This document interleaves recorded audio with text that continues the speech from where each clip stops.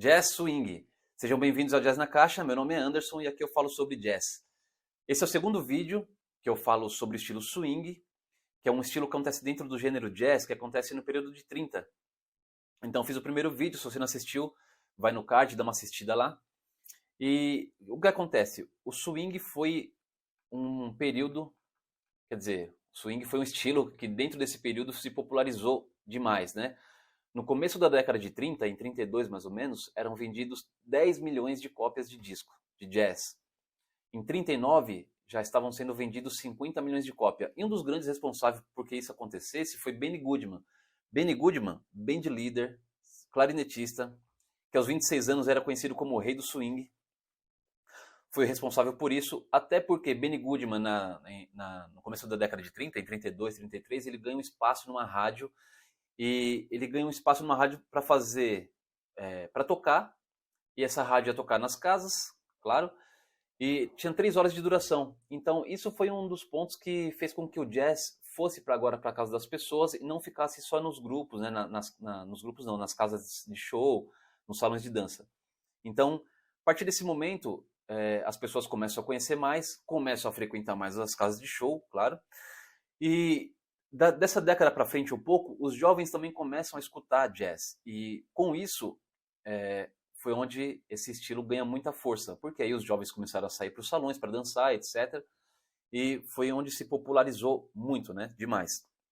Não só ele, claro, outras pessoas também foram responsáveis por isso, porque para que isso acontecesse, né? E dentro de alguns grupos, a gente tem aqui, ó, Jimmy Lansford. Jimmy Lansford foi um band leader onde ele fazia questão que seus músicos fossem bem vestidos, soubessem tocar bem, fossem bonitos e fizessem coreografias para tocar. Era praticamente isso, né?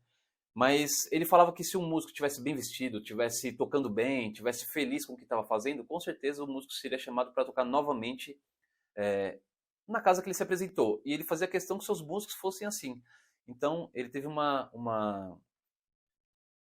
bom tempo de trabalho aí, né? E foi com certeza um dos grandes responsáveis para que essa coisa de quem toca jazz se veste bem, né? Que não é exatamente isso, mas fez com que isso acontecesse. Com certeza, essa ideia veio um pouco daí também. Outro músico é o Tommy Dorsey. Tommy Dorsey, um trombonista, band leader também, e ele foi o responsável para que o trombone saísse agora da base, né, de linha de fundo. Então, nesse momento, Tommy Dorsey leva o trombone para a linha de frente. Então, agora o trombone é um instrumento solista, é um instrumento que aparece, um instrumento da linha de frente, porque ele era o band leader e tocava o trombone. Então, ele traz isso. Então, o trombone ganha muito mais espaço também nesse ponto aí. Outro músico, Glenn Miller. Glenn Miller foi responsável por muita coisa que acontece. Uma das músicas que o Glenn Miller toca, que virou o hino do swing, é In The Mood, que é um som, ó,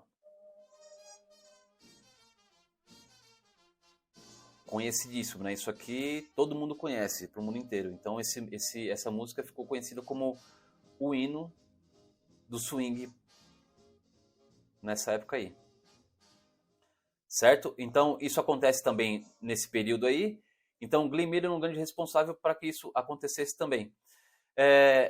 Depois de Glenn Miller, né, o swing, claro, ele fica popularizado, mas as pessoas conservadoras também começam a não gostar mais dessa popularização, vamos dizer assim, né? Porque os jovens agora não querem ficar em casa mais, os jovens querem sair, querem ir para os bailes, querem dançar, querem aproveitar. Alguns grupos, assim como no Glenn Miller, popularizou algumas músicas e levou isso para o salão como uma forma de baile mesmo, né? O que acontecia, e os jovens queriam ir para os salões, e principalmente os rapazes queriam ir para ver as moças dançando com suas saias acima do joelho, e quando elas rodavam, os garotos enlouqueciam, né?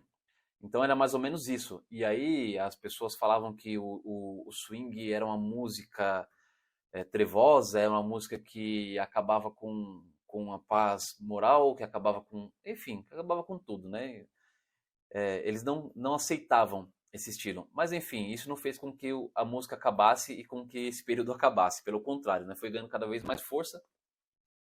E a gente tem um músico chamado Ted Wilson. Ted Wilson, pianista, que conhece Benny Goodman em 34. Eles começam a tocar juntos e aí eles gravam juntos e a química acontece de cara. Só que Benny Goodman não leva o Ted Wilson para tocar nas apresentações ou não faz apresentações, porque eles montam um trio que é Benny Goodman no clarinete, Ted Wilson no piano e Gene Krupa na bateria. Gene Krupa já era baterista do Benny Goodman. Então esse trio começa a tocar e começa a dar super bem, mas ele não leva esse trio para apresentações porque o Ted Wilson era negro.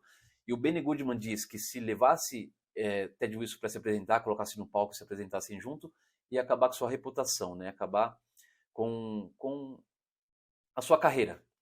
Então, enfim, eles acabam não tocando, não se apresentando, mas depois de um tempo, uma produtora que acompanhavam eles fala para o Benny Goodman que ele deve sim se apresentar e levar para o palco. Eles se apresentam, o Benny Goodman esquece desse ponto do preconceito, mas, enfim, acaba tocando, mas a sociedade não esquece disso, né, vamos dizer assim.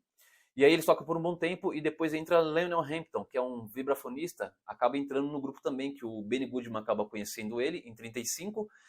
E vibrafone não era um instrumento tocado no jazz naquela época, né? Era muito novo e nenhum grupo de jazz tinha alguma formação que traria o vibrafone. Então eles fazem esse quarteto, tocam por um bom tempo e seguem a carreira deles aí. Depois a gente tem Billie Holiday, que foi muito importante para esse período. Billie Holiday, ela em 33, o empresário John Hammond, que já tinha ajudado Charlie Christian, já tinha ajudado Coleman Hawkes e outros músicos, ele conhece a Billie Holiday numa casa chamada Monet, alguma coisa assim. E quando ele vê a Billie Holiday cantando, ele se encanta e aí começa a produzir e tal. E em 35, Duke Ellington faz um curta-metragem onde ele coloca a Billie Holiday como papel principal. Então, é um curta-metragem que, claro, é um musical ali, né? De 15 minutos, 20 minutos, alguma coisa assim. Symphony in Black, chama esse curta-metragem. E onde ela começa a ganhar, ela tinha 19 anos na época, e ela começa a ganhar mais nome, e a partir daí estoura. E até que um tempo depois aparece Count Basie muito responsável também nessa época. E o Count Basie, o que fez com que ele crescesse muito foi que ele era conhecido, o grupo dele era conhecido como um grupo que tinha uma precisão rítmica muito em cima, assim, né? Eles eram muito bons nisso, né? Em 34, o Count Basie toca em Reno Club, que é um bar que tinha lá de jazz, que tinha na região deles, e tinha mais um bar, que eu não me lembro agora, que ele tocava, ele tinha uma espécie de noneto, assim, ele queria fazer um grupo, começou pequeno, foi crescendo até chegar um noneto, e a partir daí que ele foi crescendo mesmo para virar big depois. E o Count Basie depois começa a gravar com a Billie Holiday, depois começa a gravar com Lester Young. Lester Young foi um músico incrível também, responsável por uma questão sonora, né, do saxofone, que até então, diferente de tudo que tinha vindo antes, se comparava muito Lester Young com Coleman Hawkes, né, que era como se um disputasse com o outro, né, mas na verdade não era bem isso que acontecia. E o Lester Young, ele tinha como o seu ídolo o Frank Trumbauer, que foi um saxofonista que tocou com o Bix Beiderbecke, né, em Chicago, né, uma década antes. E onde ele ia, ele levava os discos do Frank e escutava, tirava os solos, o que ele ouvia. E a partir daí ele acabou criando uma sonoridade própria, um estilo próprio de tocar, que ficou conhecido, né? Todo mundo que ouve Lester Young também, você ouve e reconhece que é Lester Young que está tocando, né? Então, importantíssimo também para essa época. Em 38, Benny Goodman se apresenta no Carnegie Hall. Carnegie Hall, uma casa de show que até então nenhum músico de jazz tinha se apresentado ainda, nenhum grupo de jazz tinha se apresentado. E ele ganha esse espaço aí. E aí o que acontece? Ele vai se apresentar e todo mundo fica nervoso, porque músicos eruditos, críticos da música erudita e críticos de jazz, etc., iam assistir a apresentação e eles não estavam acostumados com esse público, né? O público deles eram outros, né? E quando ele vai para essa apresentação, na primeira música tá todo mundo muito tenso, né? Todo mundo muito duro assim para tocar, para se apresentar, até que o Gene Krupa, o baterista, percebe isso e em um momento que tem uma parada que ele faz uma frase na bateria, ele chama todo mundo para cima, ele tipo mostra, fala assim, ó, aqui, ó, a gente faz isso, a gente sabe o que a gente tá fazendo, por que a gente vai ficar assim? Vamos todo mundo ir para cima e tocar de verdade. Aí o pessoal entende esse chamado dele, todo mundo começa a tocar super bem de novo, todo mundo começa a relaxar. No final da primeira música, todo mundo já está tranquilo e, enfim, acaba a apresentação, um super sucesso e a partir daí dá tudo certo. Uma outra cantora que foi muito importante, né, para esse período e que viveu muito tempo e passou por todas as gerações aí foi a Ella Fitzgerald.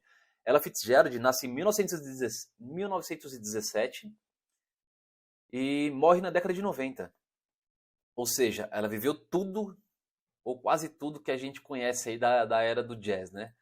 Então, a Ella Fitzgerald ela começa a se apresentar ainda na adolescência, né, em alguns festivais, e começa a cantar, e até que ela ganha um prêmio em primeiro lugar, mas isso não faz com que ela ganhe fama. Ela ficou reconhecida, continuou cantando nos bares, até que então, Chick Webb, um baterista, grande responsável também aí por essa fase do jazz, Chick Webb fala pro seu cantor, ele tinha um cantor no grupo dele, que era o Charles, e ele fala pro Charles, ó, eu quero que você vai vasculhar aí uma cantora, vamos fazer alguma coisa diferente, a gente precisa crescer na cena, vamos colocar alguma coisa a mais aqui também, então vai vasculhar alguma cantora aí, se você achar, você me traz. E ele traz Ella Fitzgerald.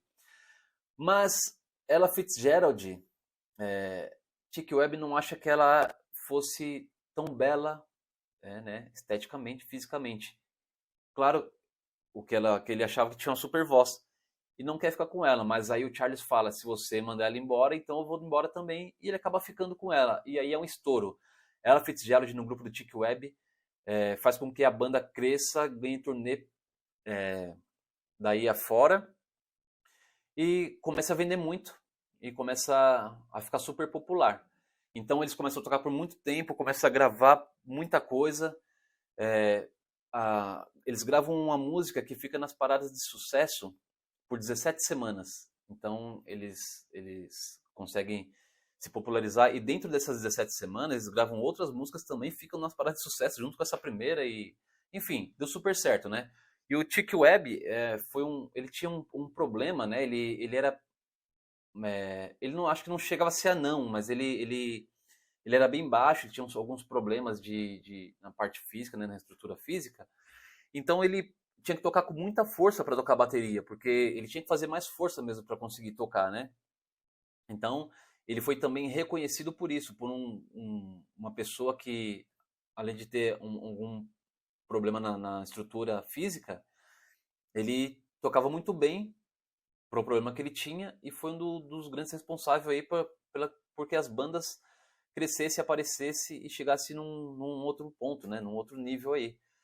Chick Webb, ele acaba falecendo em 16 de junho de 1939. Ele tinha 30 anos só. E a banda continua seguindo com a Ella Fitzgerald cantando, e segue por um bom tempo ainda, até que depois cada um vai para o seu canto. A Ella Fitzgerald segue sozinha, e depois tem vários trabalhos com outros grupos, com Count Basie, com Oscar Peterson, com Louis Armstrong, enfim, com muitos músicos, e tem a carreira solo dela também aí, né? Então, esse é mais um ponto, esses são mais alguns músicos que são importantes, né, que foram pontos-chave aí, pontos-chave na década do swing, na década de 30, e que a partir dele outras coisas também foram acontecendo. Mas pesquisem sobre esses músicos, vão escutar algumas coisas dele, pelo menos as músicas principais, né? É legal a gente saber mais ou menos o que acontece, saber o que eles fizeram para essa época aí, ok? Ficamos por aqui, nos vemos no próximo vídeo. Abraço!